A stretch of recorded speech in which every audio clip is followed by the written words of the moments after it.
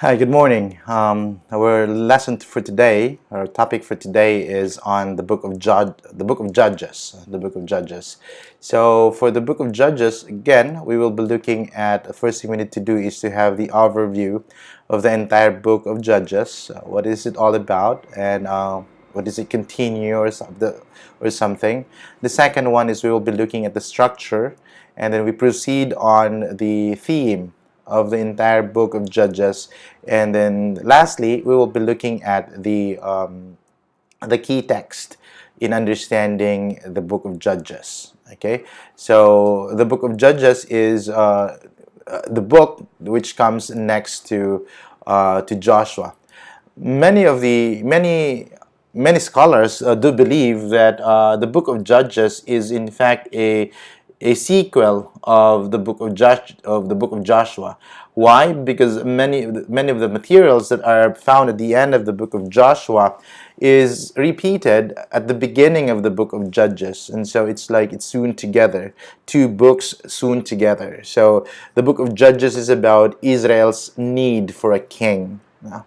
So a key text in understanding, well, later on we'll be looking into the key text in understanding the book of Judges. Okay, so for the structure of the book of Judges, it's Judges has 21 chapters. Judges 1 to 3 is the roots of apostasy. Judges 3 to 16, or the middle of Judges chapter 3 to chapter 16, the downward spiral of apostasy. And Judges 17 to 21, the results of apostasy. Okay, so what is apostasy then? Okay, so if we will be looking at the structure, you will notice that the three major sections of Judges really talks about apostasy. Okay, so apostasy simply means to turn away. So it's turning away from the faith. An apostate is someone who used to be in the faith but has turned away from the faith. So apostasy is the act of turning away from the faith, while an apostate is the one who's stayed away, or who turned away from the faith, not the stayed away, but who turned away from the faith. So the book of Judges is about apostasy. Its root, the root of apostasy, we would be wondering, why did apostasy come into fore? No? Why did they have even an option? Because as you can remember, in the book of Deuteronomy, Moses was very clear. If you will be looking into chapter 12 of Deuteronomy, where Moses talked to the Israelites in the plains of Moab, Moses clearly said in chapter 12, "These are the statutes and ordinances that you must diligently observe in the land that the Lord, the God of your ancestors, has given you to occupy all the days that you live on the earth." This is now the ordinances, statutes and ordinances. You must demolish completely all the places where the nations whom you are about to dispossess serve their gods, on the mountain heights, on the hills, and under every leafy tree. Break down their altars, smash their pillars, burn their sacred poles with fire, and hewn down the idols of their gods, and thus blot out their name from their places. So you shall not worship the Lord your God in such ways, because there's a possibility, of exchanging, practices. So if you have neighbors with such kind of a practice, the possibility is that you would be, in a way, copying what he was doing, or probably them copying what you're doing. So in chapter 12 verse 4, it says, "You shall not worship the Lord your God in such ways." But in verse 5, "But you shall seek the place that the Lord your God will choose out of all your tribes as his habitation, to put his name there. You shall go there, bringing them your burnt offerings and your sacrifices, your tithes and your donations, your votive gifts, your freewill offerings, and the firstlings of your herds and flocks."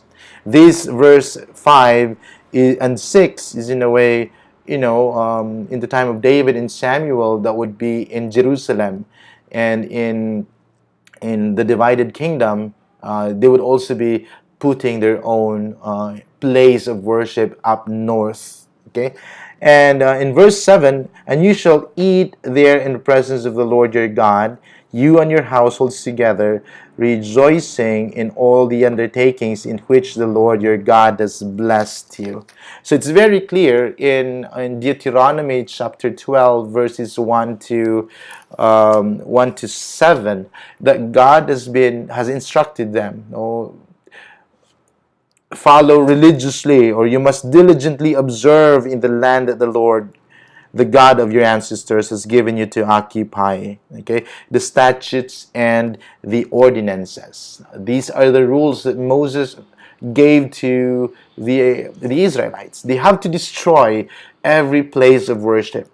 But then, in chapters 1 to 3, you'll notice the roots of apostasy. So, the roots of apostasy, the apostasy actually had two steps. No? There's two steps in the formation of apostasy. The first one, of course, in the beginning of Joshua, I mean, almost at the end of Joshua, they were on a conquest mode. No? From the conquest mode, so they have their victories, they have their failures, they have their victories, and they have their failures. What Moses did was to really annihilate everyone in Canaan. Okay, but then from conquest, it seems that there's a shift now. There's a shift of the Israelites' mindset. So from conquest, they turned into coexistence. So probably they're getting too tired of fighting. Probably they got too tired of winning and losing and winning and losing, and they're going to meet these same enemies over and over again. And so instead of fighting against them as the Lord had commanded them, they instead coexisted with them. So that was the first step. No? The first step in the development of apostasy. They conquered, and then instead of conquering more and more kingdoms, they started to coexist. And because they coexist with other kingdoms or other nations, they were not able to follow the statutes and the ordinances stipulated in chapter 12 of the book of Deuteronomy. Remember when God said you have to annihilate everything, destroy their altars, so that they will not be worshiping God in the same way as they did. So it was very clear at the beginning, before even the conquest, before they crossed Jordan, when they were at the plains of Moab, it was very clear for God, and He instructed the Israelites not to keep those altars, but to destroy them. So the second step, from coexistence, now they turn into apostasy. Why? Because there will be some exchanges of practices. They coexisted, and so probably they also intermarry because they did not destroy everyone that the Lord God has commanded them to destroy. So instead of them really, supposedly they were the ones to simply live the entire lands of Canaan. They have to have faith in their God that they will win all their fights, or they would win all their fights, but then they did not. Probably they doubted. Probably they get too tired. So they coexisted. And from coexistence, then came into apostasy. So they were practicing, in a way, they were practicing the practices of those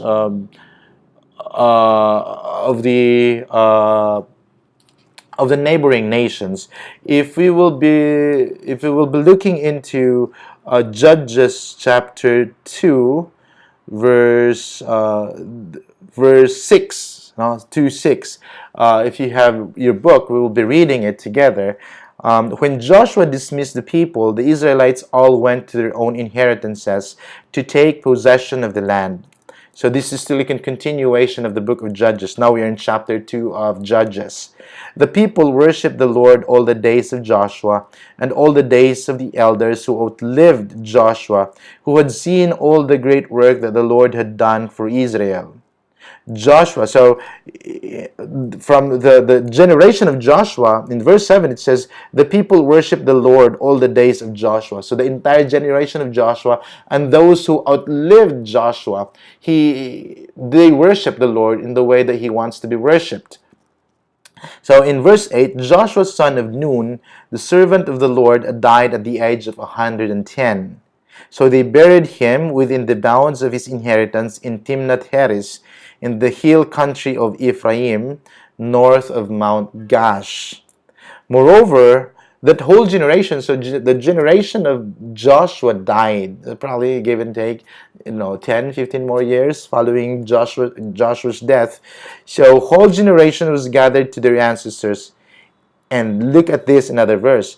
And another generation grew up after them who did not know the Lord or the work that he had done for Israel, because they were already coexisting with other nations in the land. So most probably they were in peace. They were no longer fighting. So this generation following Joshua's generation did not know the Lord or the work that he had done for Israel.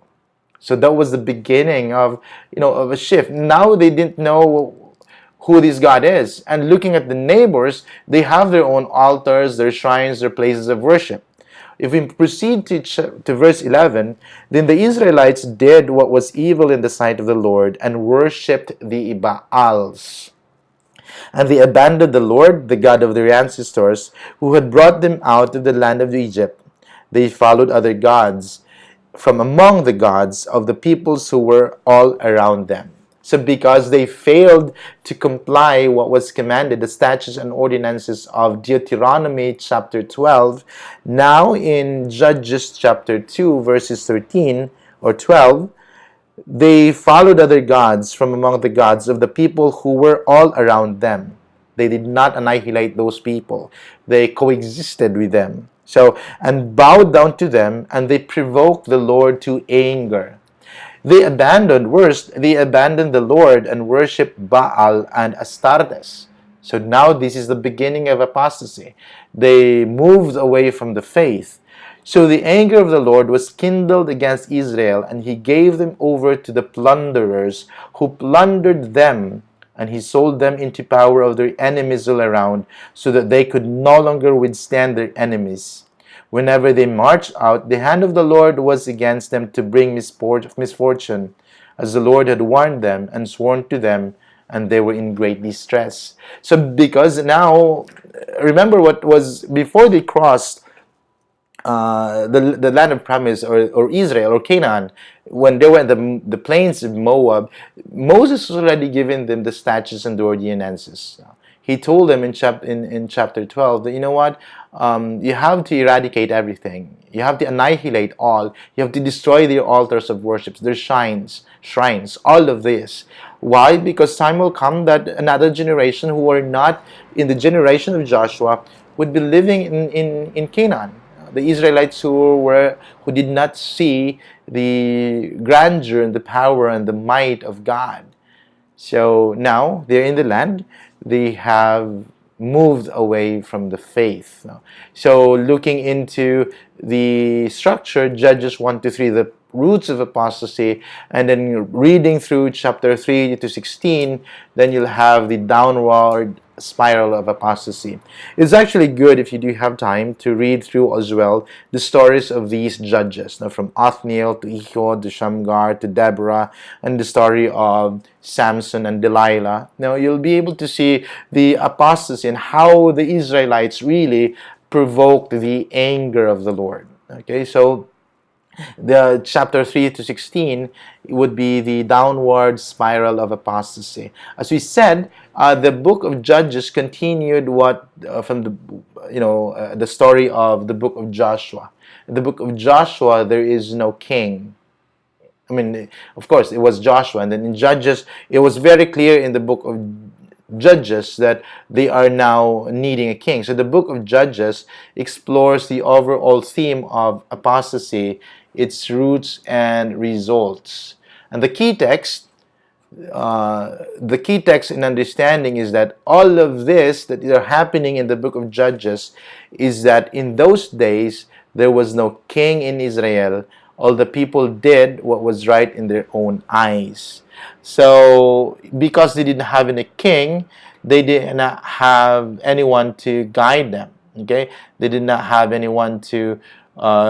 So since there was no king, there was religious and moral chaos in the land. Israel needed a king, and the book of Judges is going to transition from the book of Judges, Joshua. Okay, so the book of Joshua, there was Joshua who was leading them. In the book of in the book of Joshua, there was Joshua who was leading them. In the book of Judges, now they are in apostasy. They were now looking at the neighbors, and they probably also copied, many of those practices of the neighbors. So they are really moving away from faith. So they needed a king because they are now in religious and moral chaos. So in a way, Judges would transition us into entering Samuel, because in Samuel, then we will see God choosing a king for Israel. So again, in the book of Judges, the focus, the theme of this is the apostasy of the Israelites. They moved away from the faith that brought them, or the God. They moved away from the God who brought them out from from the land of Egypt and into the promised land.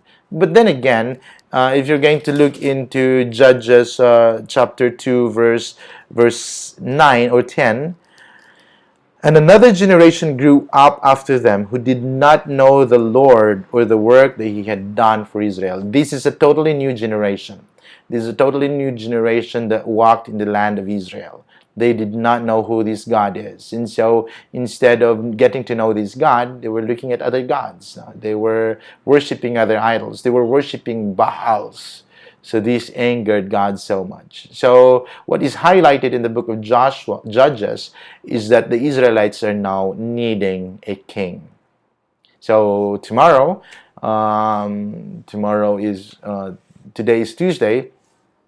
No, it's Wednesday. In fact, on next week we will be talking about Samuel and Kings. So I hope you'd be, spending more time reading the text, and I hope you'll fall in love, and feel so good about reading the book of Judges. If you have time, okay, please do read the entire book of Judges and get to know many of the judges. Okay. Before that, now.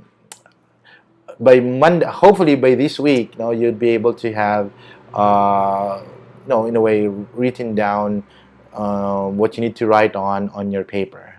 Please do not wait for the final week to finish it. I want you to, every week, work on your paper. Thank you so much. Good day. Goodbye.